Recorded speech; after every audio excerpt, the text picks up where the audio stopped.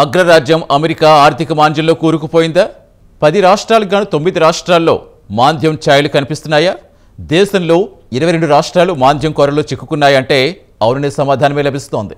లక్షల్లో లే ఆఫ్లు, వేతనాలు పెరగకపోవటం, హౌసింగ్ మార్కెట్లు అమ్మకాలు మందగించటం, తయారీ రంగం, వ్యవసాయ రంగం, రవాణా రంగం అన్ని రంగాలు కుదేలైపోయాయి. కొత్తగా ఉద్యోగాలు రావటం లేదు. వ్యాపారుల లాభాల మార్జిన్ గణనీయంగా తగ్గిపోయింది. చిన్న కంపెనీలు తీవ్రంగా నష్టపోతున్నాయి. జాతీయ స్థాయిలో కంపెనీల లాభాలు స్థిరంగా కనిపిస్తున్నా రాష్ట్ర స్థాయిలో పరిస్థితి ఘోరంగా తయారైంది. దాని ప్రభావం ప్రతి ఒక్కరిపై కనిపిస్తోంది.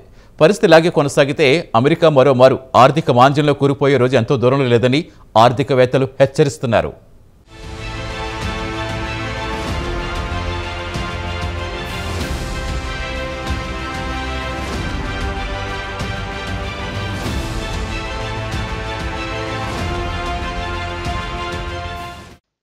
అమెరికాలో ఆల్ ఈజ్ నాట్ వెల్ గా కనిపిస్తోంది. దేశంలోని 22 రాష్ట్రాలు, వాటిలో వాషింగ్టన్ డీసీ కూడా ఉంది. దాదాపు ఆర్థిక మాంద్యంలో కూరుకుపోయింది. ఒకవైపు లే ఆఫ్లు, వేతనాలు స్తంభించిపోవడం, హౌసింగ్ అమ్మకాలు మందగించడంతో దాదాపు 90% అమెరికన్లు ఆర్థిక మాంద్యం కోరల్లో చిక్కుకుని విలవిల్లాడుతున్నారు. అయితే జాతీయ స్థాయిలో జీడీపీతో పాటు నిరుద్యోగ రేటు స్థిరంగా ఉన్నట్టు గణాంకాలు చూపుతున్నా వాస్తవాలు మాత్రం వేరుగా ఉన్నాయి. దేశంలోని దాదాపు అన్ని రాష్ట్రాల్లో జాబ్ మార్కెట్ బలహీనంగా ఉంది. వేతనాలు పెరగడం లేదు. హౌసింగ్ మార్కెట్లో అమ్మకాలు ఎక్కడ వేసిన గొంగడి అక్కడే అన్న చందాన తయారైంది. దీంతో పలు కుటుంబాలు ఆర్థికంగా ఇబ్బందులు పడుతున్నాయి. ప్రతిరోజు బ్లాక్ ఫ్రైడేలా కనిపిస్తోంది. రోజువారీ జీవన వ్యయం పెరిగిపోతోంది. దీంతో పరిశ్రమలు, ఉదాహరణకు తయారీ రంగం, వ్యవసాయ రంగం, రవాణా రంగాలపై తీవ్ర ప్రభావం చూపించాయి.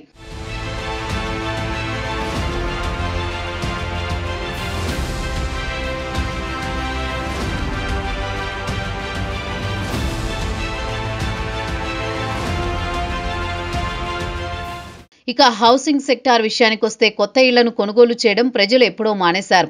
దేశంలో అతిపెద్ద రాష్ట్రాలు కాలిఫోర్నియా, న్యూయార్క్లో కేవలం 2.8% మాత్రమే వృద్ధి కనిపించింది. అలాగే కొత్తగా నిర్మాణాలు కూడా మందగించాయి. దాని ప్రభావం ఉద్యోగాలపై పడింది. ఇక స్థానిక వ్యాపారాలు ఇళ్ల నిర్మాణంపై ఆధారపడి ఉంటాయి.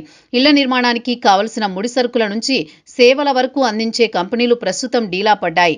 అయితే దేశంలోని అన్ని రాష్ట్రాలు ఆర్థికంగా ఇబ్బందులు పడుతున్నాయని చెప్పలేం. కొన్ని రాష్ట్రాలు ఆర్థికంగా బలంగా ఉన్నాయి. అయితే దేశంలోని మెజారిటీ రాష్ట్రాలు మాత్రం ఆర్థికంగా ఒత్తిడికి గురవుతున్నాయి. రాష్ట్రాల్లో జాబ్ ఓపెనింగ్స్ అతి తక్కువగా ఉంటున్నాయి. పలు కుటుంబాలు కొత్తగా ఇళ్లు కొనుగోళ్లను, కార్ల కొనుగోళ్లను వాయిదా వేస్తున్నాయి. అలాగే అద్దెకు ఇళ్లు ఇద్దామన్నా పోవడం లేదు. ఇక వ్యాపారాల విషయానికొస్తే దేశంలోని పలు రాష్ట్రాల్లో లాభాలు మార్జిన్ బాగా తగ్గిపోయింది. అయితే జాతీయ స్థాయిలో అమ్మకాల గణాంకాలు బలంగా చూపిస్తున్నాయి.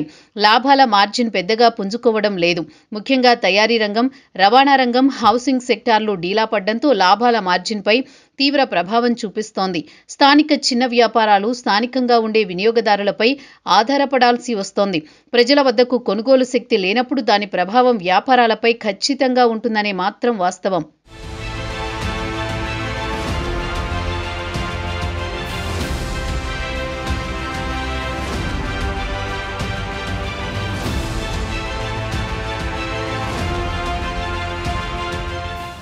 ఇక దేశం ఆర్థిక మాంద్యంలో కూరుకుపోతుందంటే రంగంలోకి దిగాల్సింది ప్రభుత్వమే.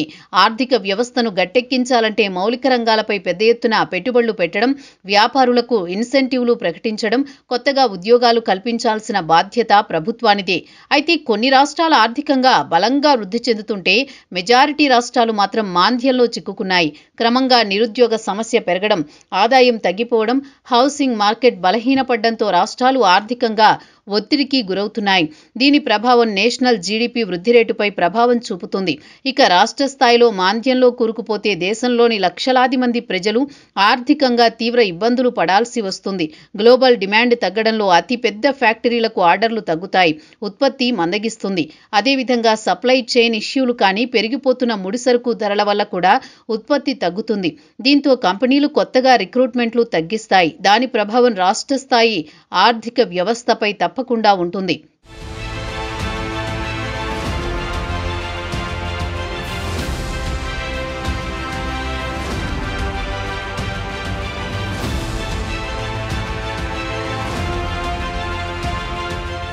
దేశంలోని పలు రాష్ట్రాల్లో హౌసింగ్తో పాటు నిర్మాణ రంగం బలహీనపడింది.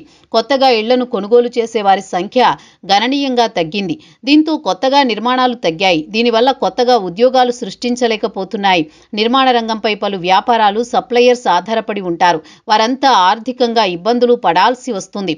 కొన్ని రంగాలు బలహీనపడడం వల్ల అమెరికన్లు రోజువారీ జీవితాలపై తీవ్ర ప్రభావం చూపుతోంది. ఉద్యోగుల విషయానికొస్తే ప్రమోషన్స్ పెద్దగా ఉండవు, వేతనాలు పెద్దగా పెరగవు. దీంతో కుటుంబాలు ఖర్చులు తగ్గించుకుంటాయి. దాని ప్రభావం రిటైల్, ఆతిథ్య రంగంతో పాటు సేవల రంగాలపై తీవ్ర ప్రభావం చూపుతుంది. ఆ కంపెనీల లాభాలు గణనీయంగా తగ్గిపోతాయి. గతంలో కొన్ని రాష్ట్రాల్లో పెద్ద ఎత్తున ప్రజలు వలస రావడంతో హౌసింగ్ మార్కెట్లో బూమ్ ఏర్పడింది. ప్రస్తుతం ఈ రాష్ట్రాలకు వలసలు తగ్గాయి. దీంతో పలు పరిశ్రమలు ఆర్థికంగా నిలదొక్కుకోవడానికి ఇబ్బందులు పడుతున్నాయి. జాతీయ స్థాయిలో అంతా సవ్యంగా కనిపిస్తున్నా రాష్ట్ర స్థాయిలో మాత్రం పరిస్థితులు భిన్నంగా ఉన్నాయి.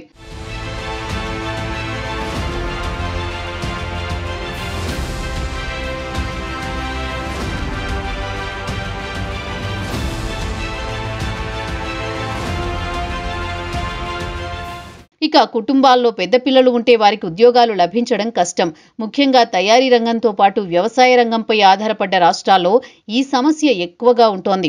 కుటుంబాలు ఖర్చులు తగ్గించుకోవడంతో సేవల రంగంపై తీవ్ర ప్రభావం చూపుతోంది. రాష్ట్రాలు ఆర్థిక మాంద్యంలో కూరుకుపోతే దాని ప్రభావం ప్రతి ఒక్కరిపై పడుతుంది. దీనికి పరిష్కారం అప్రమత్తం ఎంతో అవసరం. ఆర్థికవేత్తలు సూచిస్తున్నారు. రాబోయే ప్రమాదాన్ని ముందుగా పసిగట్టి ఆర్థిక క్రమశిక్షణ పాటించడం, ఖర్చులను తగ్గించుకోవడం, ఉద్యోగం ప్రమాదంలో పడుతుందనే అనుమానం వస్తే వెంటనే కొత్త ఉద్యోగంలోకి మారిపోవడం చేస్తే మాంద్యం కష్టాల నుంచి కొంతైనా గట్టెక్కగలమని సలహా ఇస్తున్నారు ఎకనమిస్టులు.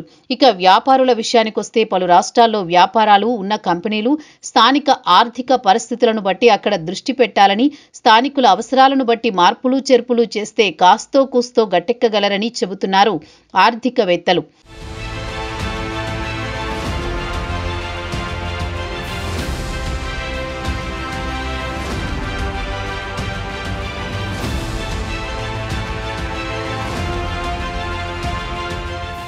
రాష్ట్ర స్థాయిలో ఆర్థిక మాంద్యం వల్ల హౌసింగ్, కన్స్ట్రక్షన్తో పాటు మ్యానుఫ్యాక్చరింగ్, ట్రాన్స్పోర్టేషన్ రంగాలపై తీవ్ర ప్రభావం చూపుతాయి.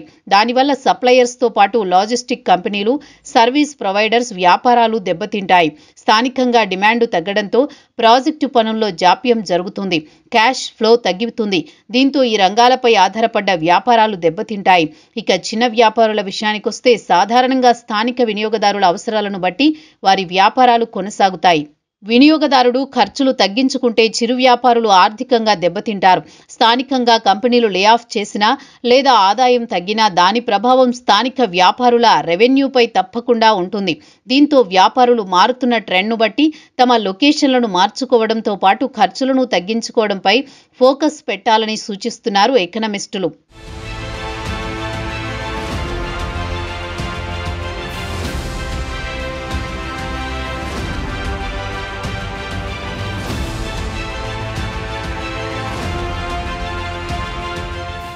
దేశ ఆర్థిక వ్యవస్థను చక్కదిద్దాల్సింది అటు ఫెడరల్ గవర్నమెంట్తో పాటు స్థానిక రాష్ట్ర ప్రభుత్వాలు మాత్రమే. ప్రభుత్వాలు యుద్ధ ప్రాతిపదికన ఆర్థిక వ్యవస్థను చక్కదిద్దడానికి నడుం బిగించాల్సి ఉంటుంది. వెంటనే సంక్షోభంలో కూరుకుపోయిన పరిశ్రమలకు ఆర్థికపరమైన ఇన్సెంటివ్లు ఇవ్వడం, మౌలికంగా పెద్ద ఎత్తున పెట్టుబడులు పెట్టడం, ఆర్థిక ఇబ్బందులు పడుతున్న కుటుంబాలను ఆదుకోవడం లాంటివి చేయాల్సిన సమయం ఆసన్నమైంది. ఆర్థిక మాంద్యం వల్ల అమెరికాలోని లక్షలాది కుటుంబాలు రోజువారీ తీవ్ర ఇబ్బందులు పడాల్సి వస్తోంది. మరి ట్రంప్ అండ్ కో రాబోయే ప్రమాదాన్ని దృష్టిలో ఉంచుకుని అమెరికాను ఆర్థిక మాంద్యం నుంచి గట్టెక్కించగలరో లేదో వేచి చూడాల్సిందే.